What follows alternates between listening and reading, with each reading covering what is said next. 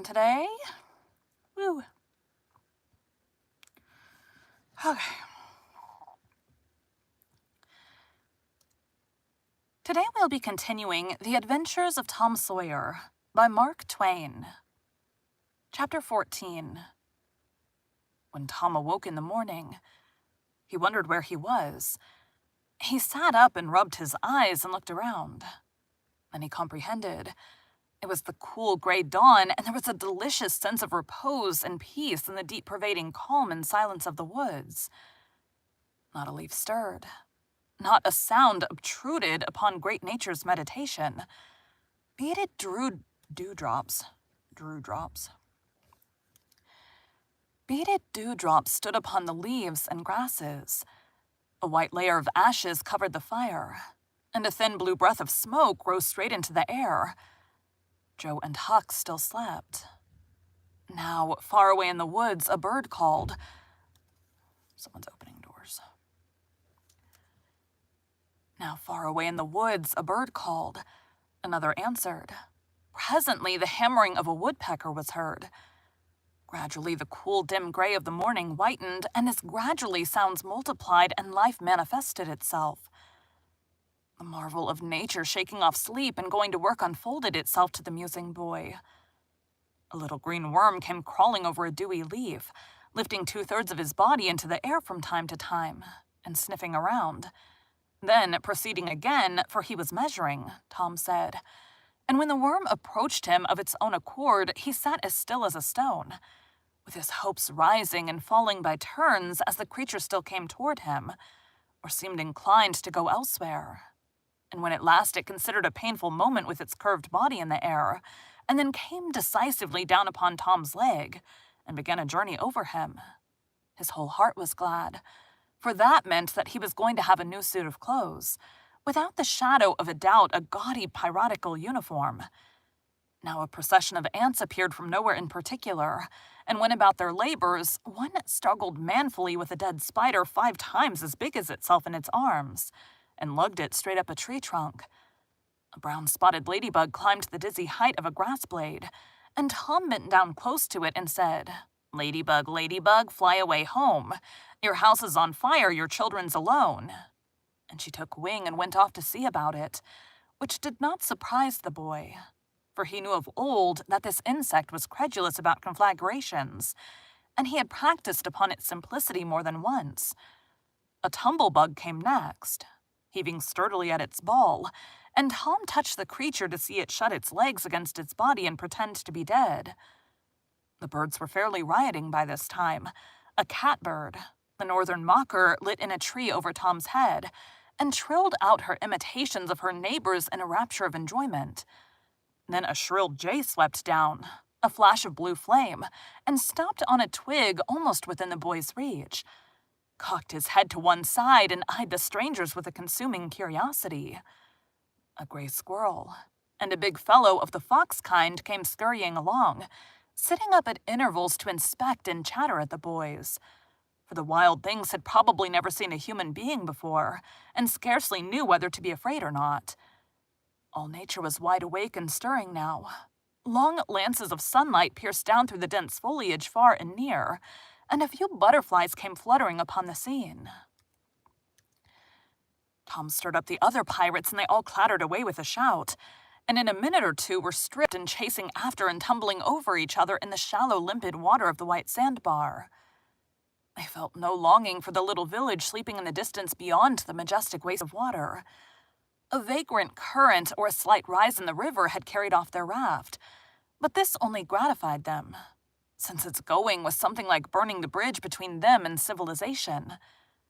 They came back to camp wonderfully refreshed, glad-hearted and ravenous, and they soon had the campfire blazing up again. Huck found a spring of clear cold water close by, and the boys made cups of broad oak or hickory leaves, and felt that water, sweetened with such a wildwood charm as that, would be a good enough substitute for coffee. While Joe was slicing bacon for breakfast, Tom and Huck asked.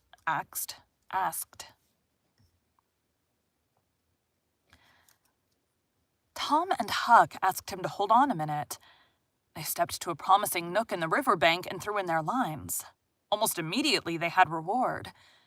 Joe had not had time to get impatient before they were back again with some handsome bass, a couple of sun perch, and a small catfish, provisions enough for quite a family.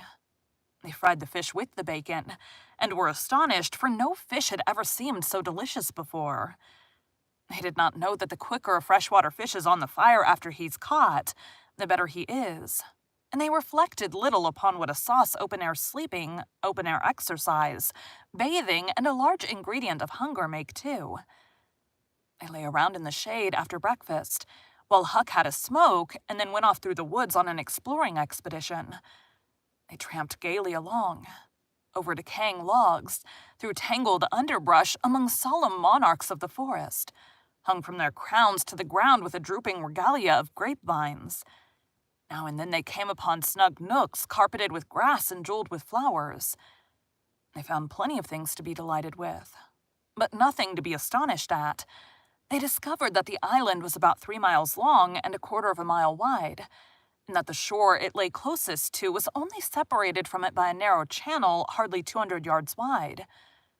They took a swim about every hour, so it was close upon the middle of the afternoon when they got back to camp. They were too hungry to stop to fish, but they fared sumptuously upon cold ham, and then threw themselves down in the shade to talk. But the talk soon began to drag and then died. The stillness, the solemnity that brooded in the woods, and the sense of loneliness began to tell upon the spirits of the boys. They fell to thinking. A sort of undefined longing crept upon them. This took dim shade presently. It was budding homesickness.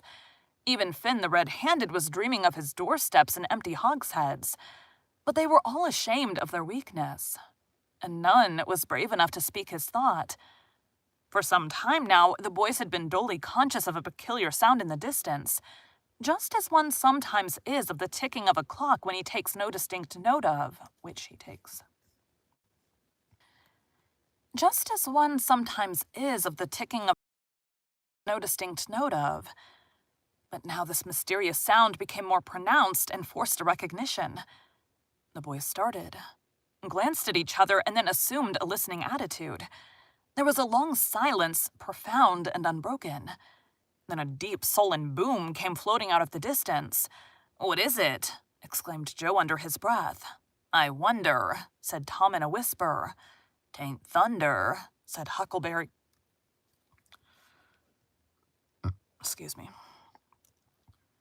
Said Huckleberry in an awed tone.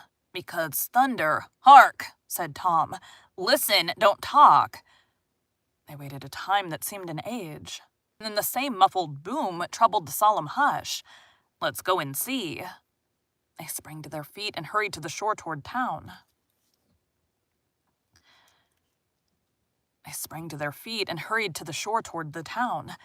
They parted the bushes on the bank and peered out over the water.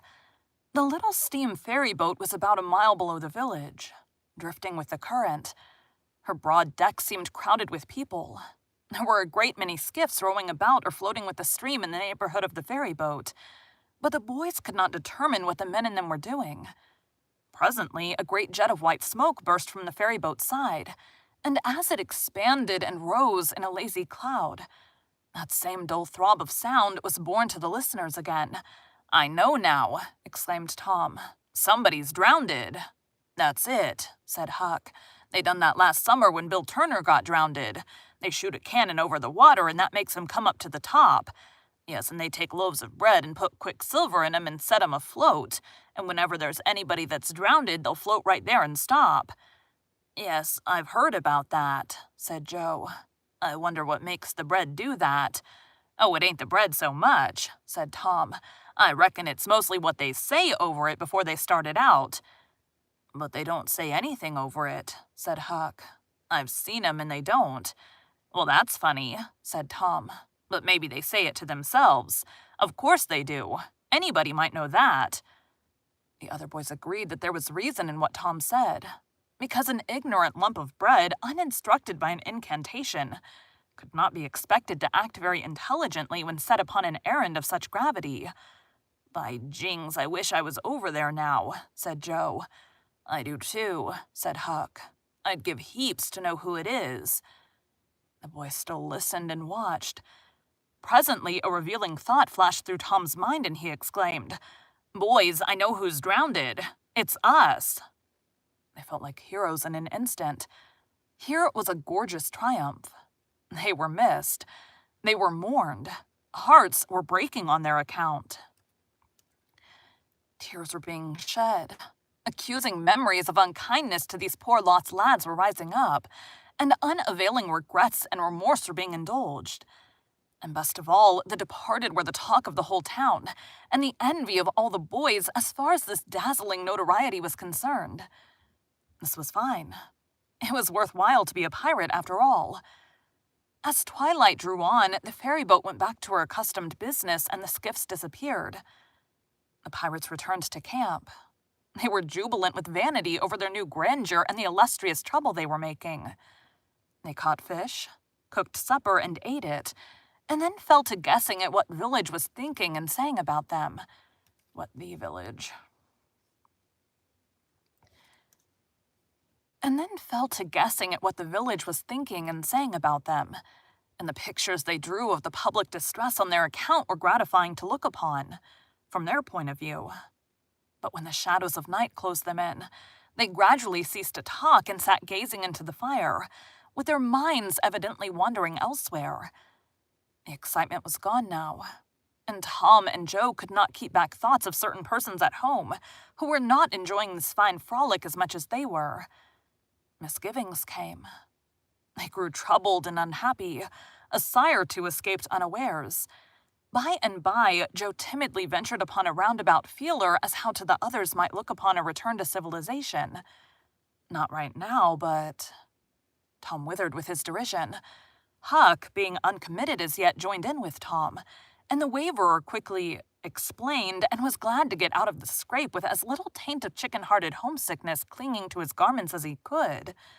Mutiny was effectually laid to rest for the moment. As the night deepened, Huck began to nod and presently to snore. Joe followed next. Tom lay upon his elbow motionless for some time, watching the two intently.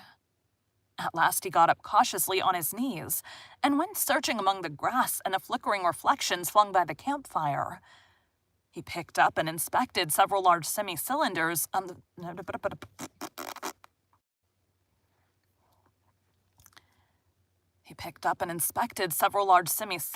the thin white bark of a sycamore, and finally chose two which seemed to suit him. Then he knelt by the fire and painfully wrote something upon each of these with his red keel. One he rolled up and put in his jacket pocket, and the other he put in Joe's hat and removed it to a little distance from the owner. And he also put into the hat certain schoolboy treasures of an almost inestimable...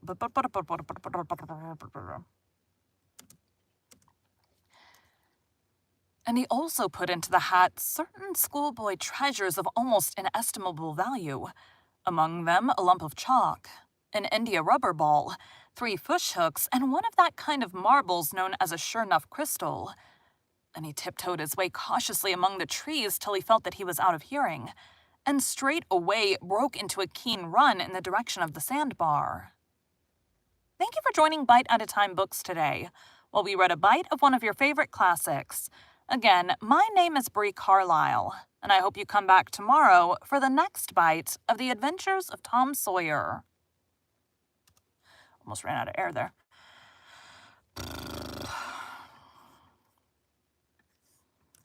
Thanks, guys.